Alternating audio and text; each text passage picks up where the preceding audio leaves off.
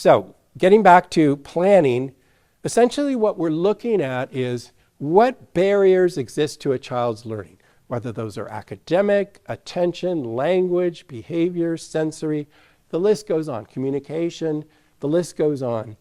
And then how do we create a plan to address those needs so the child can meet his or her potential in spite of those barriers? So that's the overall concept that we're looking at. And again, you can see in that how important the individual needs of the child are. Okay, so how do we go about doing that? Well, first of all, let's talk about eligibility, because this is the starting point for an IEP. A child won't receive an IEP unless they're found eligible. We talked about eligibility for the 504 plan with the disability and then interfering in a major life activity.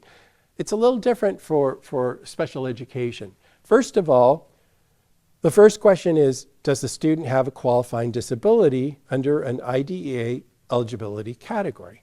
So in the law, in California at least, there's about 13 categories. There's a lot of categories. There's autism, there's communication like speech language, there is other health impaired, which is typically where kids with ADD or ADHD fall under. There's learning disabled, there's autism, there's orthopedic, and there's numerous others. So there's a lot of different categories in which a child can be found eligible, because first of all, they have to have a disability, because that's what this law is all about.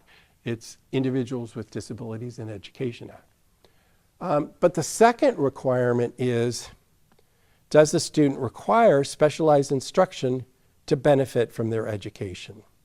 So getting back to what I said before with that child with mild ADHD, maybe they don't need specialized instruction. They don't need special education. They don't need the content, method, or delivery of instruction changed from the general ed setting. All they need is some accommodations. But that other student with more severe ADD or ADHD might need that specialized instruction, something different than what their peers get. So that's the two questions you have to ask